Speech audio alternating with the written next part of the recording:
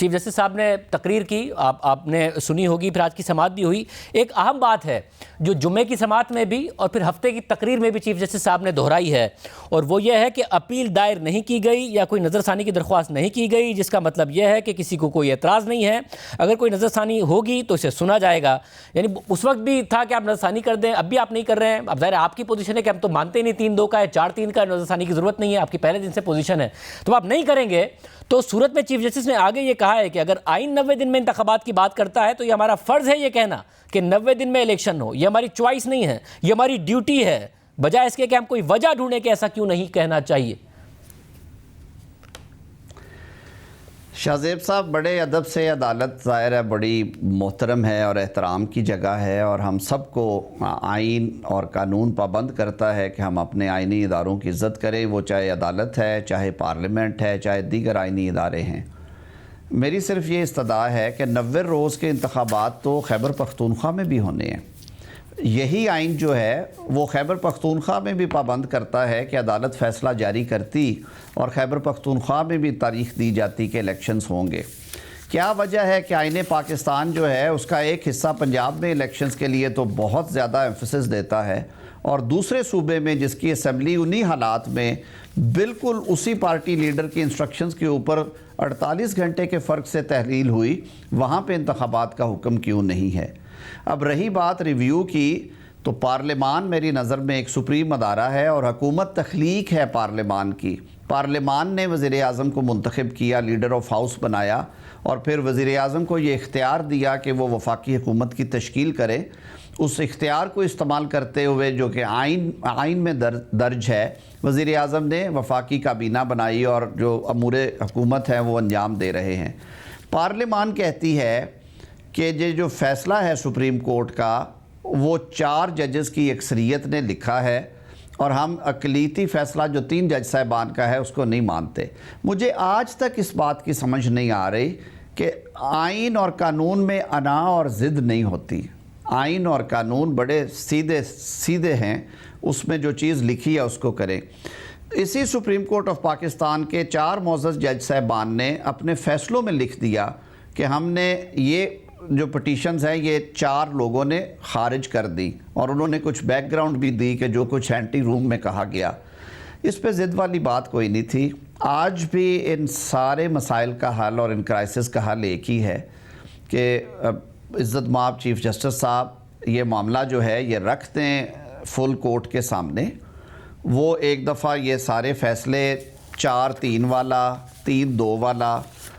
کون سا فیصلہ صائب ہے کون سا نہیں ہے وہ دیکھ کے جو حکم جاری کریں گے، کسی کے پاس انگلی اٹھانے کی بھی آج فل کورٹ کے معاملے پر جسٹس عائشہ ملک صاحبہ نے کہا کہ سپریم کورٹ کا کوئی بھی بینچ کوئی بھی مقدمہ سن سکتا ہے. کیا حکومت اس کیس میں فل کورٹ کا فائدہ اٹھانا چاہتی ہے؟ کیا حکومت چاہتی ہے کہ عدالت کی اندرونی بحث باہر آئے؟ کیا آپ یہ چاہتے ہیں کہ جو آپس کے اختلافات ہیں وہ سامنے آ جائیں، اس لیے آپ فل کورٹ کے اوپر انسسٹ کر رہے ہیں؟ نہیں، بالکل بھی نہیں ایسی. میرا خیال ہے یہ سب سپوزیشنز ہوتی ہیں. وہ بڑی محترم جج صاحبہ ہیں اور ہم نے تو بڑی دعائیں کر کے انہیں یہاں تک پہنچایا تھا کہ ہمارے بینچ پہ ایک خاتون جج ہونی چاہیے، اور وہ بڑی قابل جج ہیں، اس میں کوئی دوسری رائے نہیں ہے. لیکن میرے خیال میں جب بات فل کورٹ کی ہوتی ہے تو کم از کم ایک چیز رول آؤٹ ہو جاتی ہے، اور وہ کسی قسم کی یہ توقع ہے کہ فیصلہ اس طرح نہیں اس طرح ہوگا. جب آئین میں آپ دیکھیں ذرا آئین پاکستان پڑھے، جہاں جہاں پہ سپریم کورٹ کا رول ہے وہاں پہ ورڈ سپریم کورٹ یوز ہوا ہے. وہ آرٹیکل 175 ہو، وہ آرٹیکل 184 ہو، وہ آرٹیکل 185 ہو، وہ آرٹیکل 199 ہے، وہ آرٹیکل 189 ہے جس پہ سپریم کورٹ کے جو فیصلے ہیں وہ لازم ہیں ایگزیکٹو اور باقی اتھارٹیز پہ وہ مانیں. ریویو کی پاورز 188 ہے، وہ سپریم کورٹ کو تفویض کی گئی ہیں. کہیں پہ کسی جج کا یا کسی منصب کا نام نہیں لکھا گیا، بلکہ آئین لکھنے والوں نے، آئین بنانے والوں نے یہ کہا کہ سپریم کورٹ کے یہ اختیارات ہیں. تو جب اتنا ایک اہم سیاسی مقدمہ ہے جس کی کہ آئینی اہمیت بھی بہت زیادہ ہے،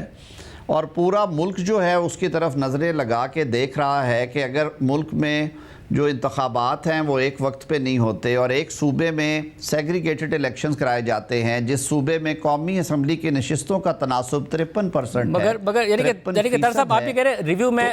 حکومت نہیں جائے گی، حالانکہ چیف جسٹس صاحب نے بار بار اصرار کیا، اب تو ٹائم بھی زیادہ ہو گیا، مگر ریویو کا کوئی نہیں سوچ رہے ہیں آپ، یعنی کہ آپ کی نظر میں وہ فیصلہ ایگزسٹ ہی نہیں کرتا ہے جس کے بارے میں یہ خیال کیا جا رہا ہے کہ عدالت کوئی بھی آرڈر جاری کر سکتی ہے جس میں کنٹیمپٹ کا نوٹس بھی ہو سکتا ہے، آپ کہہ رہے ہیں وہ ایگزسٹ ہی نہیں کرتا ہے، اس لیے ریویو کا سوال نہیں پیدا ہوتا۔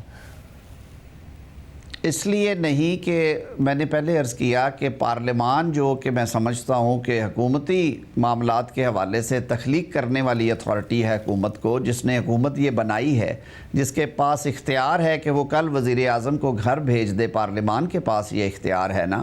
پارلیمان نے اپنی اجتماعی سوچ میں، کلیکٹیو وزڈم میں یہ ایگزامن کرنے کے بعد کہہ دیا کہ یہ جو فیصلہ ہے یہ 4 کی اکثریتی فیصلے کو ہم مانتے ہیں، اور بات بھی یہ درست ہے۔ مگر پارلیمان نے تو یہ بھی فیصلہ کیا تھا نا کہ جو چیف جسٹس کے اختیارات ہیں اس حوالے سے ایک قانون سازی کی تھی جس کو قانون عمل میں آنے سے پہلے عدالت نے معطل کیا، اور اب تک ہے، اور اب 3 ہفتے کے لیے سماعت ملتوی ہو گئی ہے، یعنی موجودہ چیف جسٹس کا جو ٹینیور ہے وہ تقریباً 3.5 مہینے کا باقی رہ جائے گا جب اگلی سماعت ہو رہی ہوگی، تو آپ کا وہ پرپس تو اچیو نہیں ہوا، حالانکہ آپ نے کہہ دیا کہ قانون آ گیا ہے، قانون عمل میں آ گیا ہے، مگر وہ معطل ہے۔ شاہ زیب صاحب دیکھیں، قوانین بنتے ہیں پوسٹیریٹی کے لیے، تو کسی ایک شخصیت کے لیے یا کسی ایک موقع کے لیے نہیں بنتے۔ یہ بڑی تکلیف دہ بات ہے کہ ایسی قانون سازی جس کے بابت ملک بھر کی بار کاؤنسلز اور بار ایسوسییشنز دہائیوں سے یہ مطالبہ کر رہی تھی، اور لٹیگنٹ فرینڈلی قانون ہے، اگر اس کو اس طریقے سے ان پریسیڈنٹڈ طریقے سے 2 دفعہ جو میجر قوانین جن پہ بہت زیادہ اعتراضات آئے، این آر او کے قانون کے لیے بھی فل کورٹ بیٹھی تھی، 17 جج صاحبان بیٹھے تھے، اور جو فوجی عدالتیں قائم کی گئی تھی پشاور کے واقعے کے بعد، حالانکہ کنسنسس تھا پارلیمان میں، کوئی ایک ڈیسینٹنگ ووٹ صرف آیا تھا، باقی سب نے یہ ووٹ دیا تھا، تو دیکھیے ان معاملات میں بھی فل کورٹس ہی بیٹھی تھی، تو کوئی حرج نہیں ہوتا۔ یہ سپریم کورٹ کے اپنے اختیارات کے بارے میں، اور چیف جسٹس صاحب for all the more reason مجھے بڑے محترم ہیں، میرے استاد بھی ہیں، ان کے لیے بہت عزت ہے، لیکن چیف جسٹس صاحب کو چاہیے تھا، اور ابھی بھی میرے خیال میں مناسب سمجھیں، تو یہ ایسا معاملہ ہے جس پہ وہ تمام جج صاحبان کی اجتماعی رائے لیں، اور وجہ یہ ہے کہ اگر وہ نہیں کرنا یہ، تو پھر ایسے جج صاحبان کا بینچ بنائے جنہوں نے مستقبل میں چیف جسٹس نہیں بننا، جو کانفلکٹ آف انٹرسٹ میں نہیں آئیں گے اور خود بھی اس سے الگ ہوں، وہ لوگ جو کہ فیوچر میں چیف جسٹس صاحبان آنا چاہتے ہیں وہ بھی الگ ہوں، اور جو باقی جج صاحبان ہیں میرے خیال میں وہ 7 یا 8 لوگ ہیں، وہ بیٹھ کے سن لیں۔ اس سے پبلک کانفیڈنس بڑھے گا ادارے پہ، ادارے کی عزت اور تکریم میں اضافہ ہوگا۔ یہ کوئی انا کی اور کوئی عزت کی لڑائی نہیں ہے۔